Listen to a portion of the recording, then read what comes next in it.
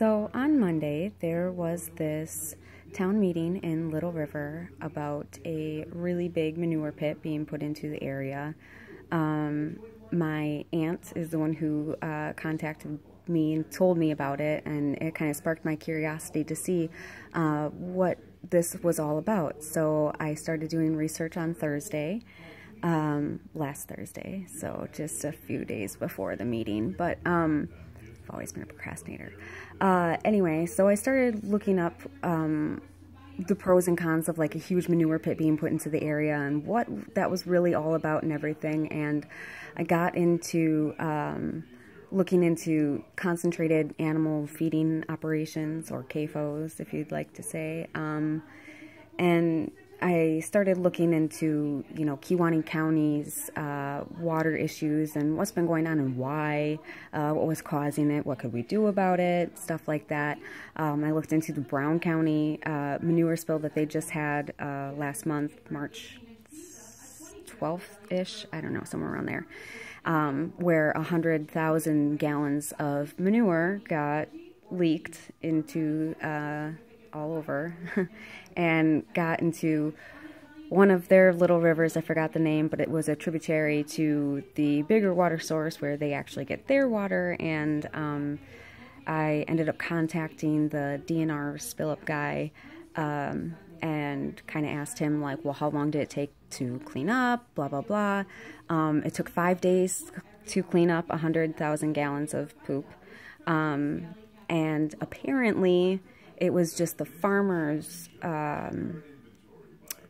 job to clean it up and make sure it was all gone. So I'm sure he definitely did the best he could.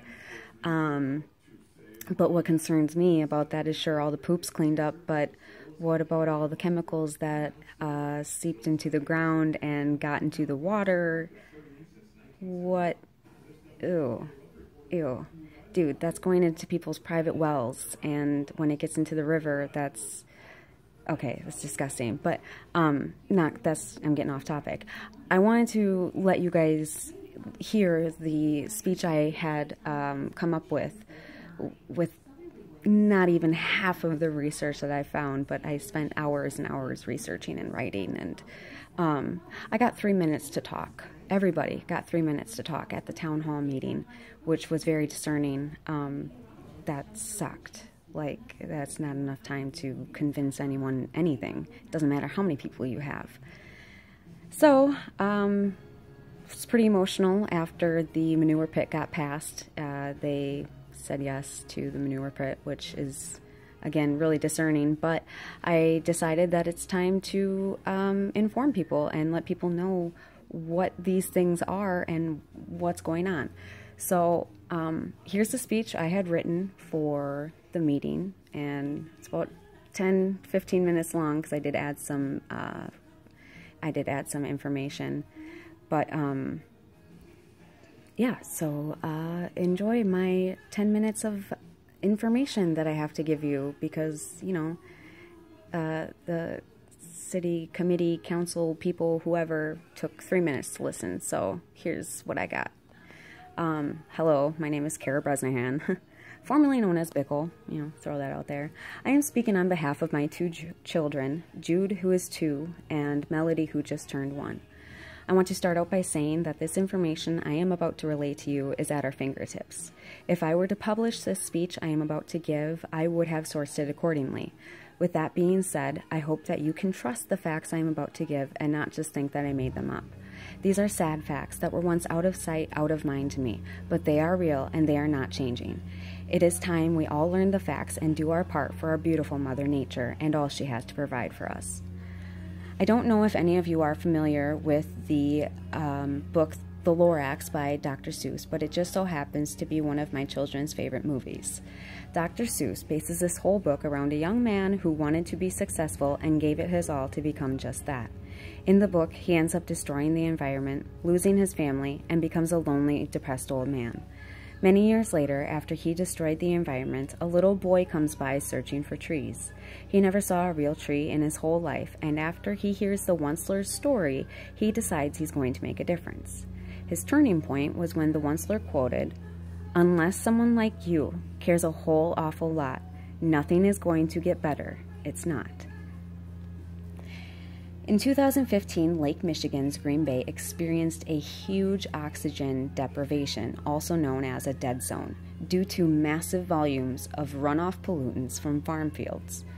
There are other factors in what polluted the water, farms being number 1, producing 46% of phosphorus, followed by industry at 21, municipal treatments at 16, and urban stormwater at 12. High levels of phosphorus in our blood can cause bone and heart problems.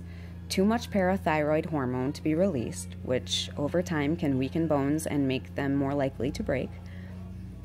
Low blood calcium, which takes away from the bones. Calcification, or hardening of tissues when phosphorus and calcium form hard deposits in the heart, arteries, joints, skins, or lungs. That can be painful and lead to more serious health problems, such as death, bone pain, itching, and kidney disease. The dead zone starts 8 miles northeast of the city and can extend 30 miles from there. Nearly 2/3 population comes from the Fox River, which is unfortunate because the Fox River's watershed is the source of approximately 1/3 of all the nutrients that go to Lake Michigan. A dead zone has little oxygen, therefore making it hard for fish, insects, and worms to survive. This pollution feeds the algae, which eventually dies and sinks to the bottom, where bacteria breaks it down, all the while sucking up oxygen and suffocating fish and their food sources. Game fish are big enough to swim out of the dead zones, but smaller fish who happen to be bottom dwellers, such as sculpin and round goby, have been known to die on beaches when they tried to swim away. Once the small fish die off, there is nothing left to eat for the big fish in that area, therefore causing them to move on into other areas. Oconto depends a lot on our fishing tourism, and the majority genuinely enjoy fishing and being able to catch our own supper. I would really hate to see our Oconto River turn into the Fox River, which I quote from the DNR website. Water quality studies reveal that most of the lower Fox River Basin streams and lower Green Bay suffer from excessive loadings of sediment, nutrients, bacteria, and heavy metals, resulting in degraded aquatic habitat and an unbalanced fish community with low populations and limited diversity. Sedimentation, yeah, okay, sorry, lost my spot. Luna. Hi, Luna. Sedimentation and excessive nutrient levels resulting in an advanced state of dead zones and high levels of toxic materials in bottom sediments and invertebrate organisms consumed by fish. In 1990, the dead zone was gone in 4 days. In 2014, it lasted 43. In just 24 years, the dead zone lasted 10 times as long. My dream for our future is for them to enjoy some of the same things I did when I was a child, and I'm hoping they will pass those things along to their children as well. However, if we keep going in the direction we are, they won't have any fish to catch like we do now, or even have safe water to drink. Between 1983 and 2012, Kewaunee Cattle population jumped 34%, while Brown County jumped 20%. In June of 2013, Judge Jeffrey Bolt noted that 50% of wells in Lincoln are contaminated, and 31% of private wells in Kewaunee County are also labeled unsafe due to nitrates and E. coli bacteria. He also stated that the growth of contaminated wells represent a massive regulatory failure to protect groundwater in the town of Lincoln. High levels of nitrates can cause cancer, thyroid problems, diabetes, and birth defects such as baby blue syndrome. Baby blue syndrome develops when the organs, cells, and tissues don't receive enough oxygen and the tissues turn blue instead of pink, which will give the bluish tint to the skin. Nitrates are converted into nitrates in the digestive system.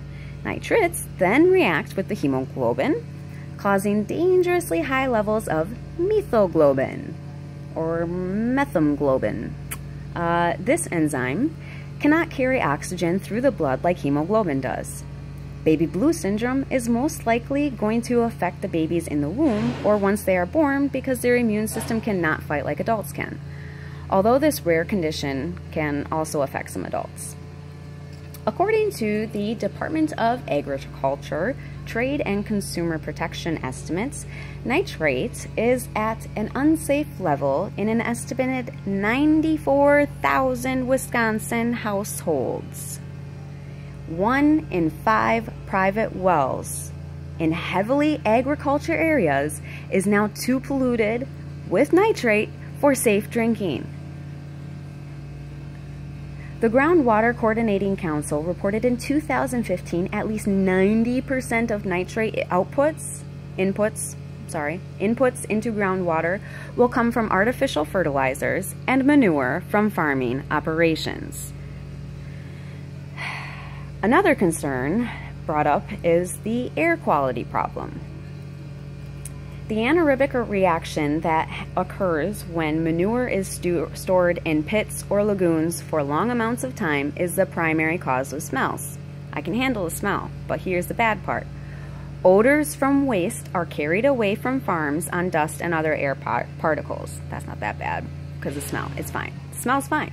But toxic gases, vapors, and particles are emitted from concentrated animal feeding CAFOs, which include ammonia, hydrogen sulfide, carbon dioxide, noxious vapors, and particles contaminated with a wide range of microorganisms, which means air particles with poop on it, so you're breathing in poop. In 2000, Duke University and the EPA studied the effects of odor on people living by these CAFOs. They concluded, I quote, "Our current state of knowledge clearly suggests that it is possible for odorous emissions from animal operations, wastewater treatment, and recycling of biosolids to have an impact on physical health. The most frequently reported symptoms include eye, nose, and throat irritation, headache, nausea, hoarseness, cough, nasal congestion, palpitations, shortness of breath, stress, drowsiness, and alterations of mood." End quote. The health effects associated with inhalants and bioaerosols include respiratory diseases, cardiovascular events, and neuropsychiatric conditions. Also, those lovely horseflies that really enjoy to join in on our cookouts and barbecues and parties and all that fun stuff have the potential to spread drug-resistant bacteria or pathogens to humans, including microbes that can cause dysentery and diarrhea. Lovely. I didn't have this much attitude in my speech. I'm only doing that because I'm not speaking in front of politicians, as you'd call them. Anyway, CAFO workers commonly complain of sinus infections, acute and chronic bronchitis, inflamed mucous membranes, and irritation of the nose and throat, headaches, muscle aches, and pains. They also experience asthma and acute and progressive decline in lung functions. Bioaerosols are a major component of the particulate matter from CAFOs. Bioaerosols are simply particles of biological origin that are suspended into the air. These include, but are not limited to, bacteria, fungi, fungal and bacterial spores, viruses, and much more.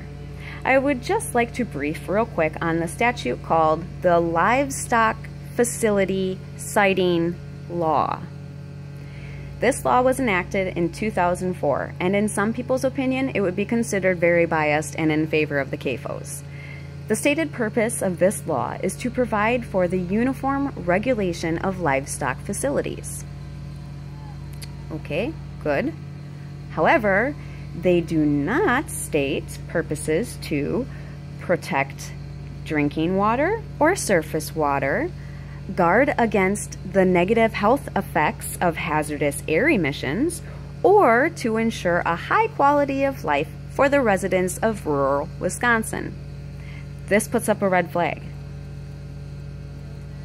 Shouldn't our water and air quality be our #1 concern? It probably won't affect us in our lifetimes, but look at the children in your family.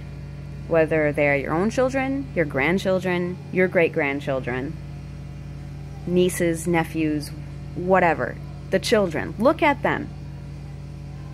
If you are for this manure pit, then I want you to go home after this, look into those children, look those children straight in the eyes, and tell them you don't care what you do now because you are making a business, and it doesn't matter if you destroy the environment in the process.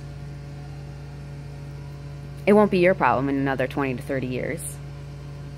Now, I know that I may sound like I am completely against farms, but that is not the case at all. I love farmers and respect them immensely for the hard work they do every day. Without them, we wouldn't have our precious cheese and dairy products, and God knows Wisconsinites love their cheese. Ho, ho, ho.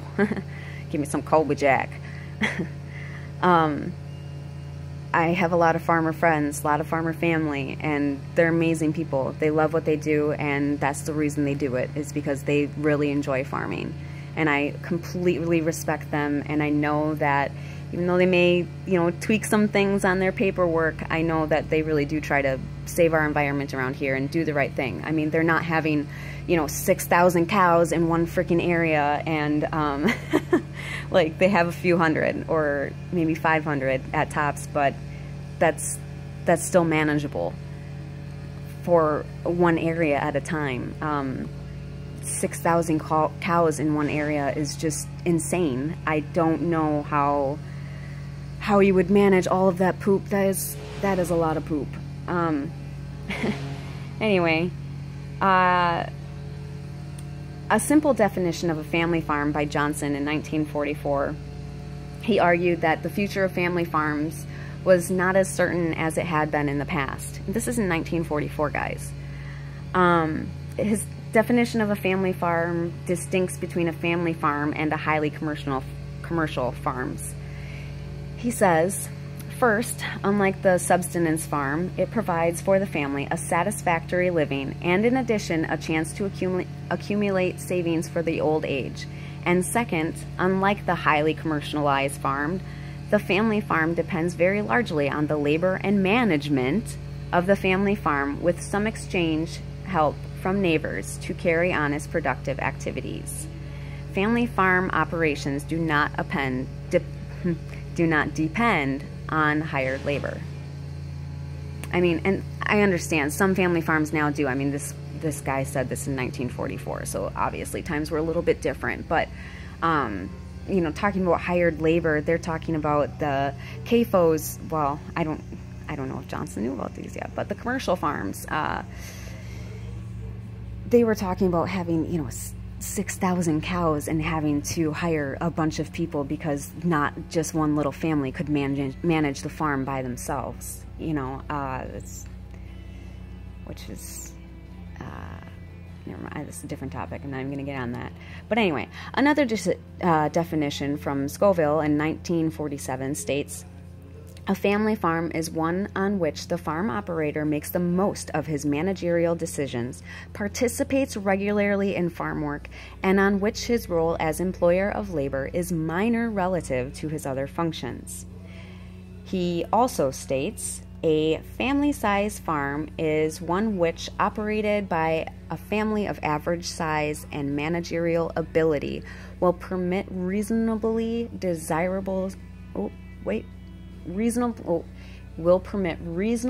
efficient use of labor-saving equipment and of the family labor force over the life cycle of the family.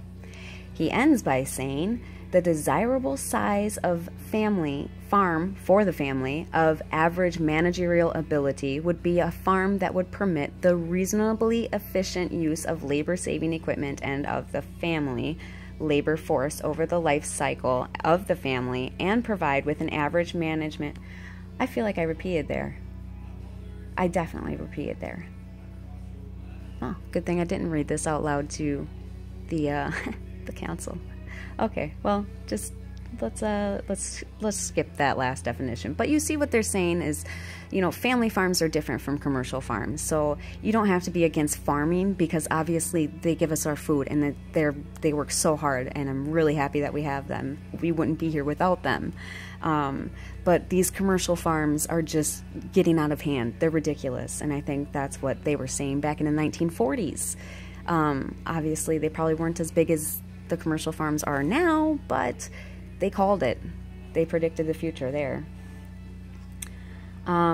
Anyway, so here's my last paragraph of the speech. Now, I don't know about you, but I like the sounds of a family farm a lot more. These CAFOs sound like disaster just waiting to happen, but that's just my mere opinion. In closing, I would like to end with another Dr. Seuss quote from the Lorax. The Lorax, who is the speaker for the trees, asks the Onceler, the businessman in the beginning, which way does a tree fall? The Onceler replies, down. And the Lorax answers, a tree falls the way it leans. Be careful what way you lean. Thank you for your time.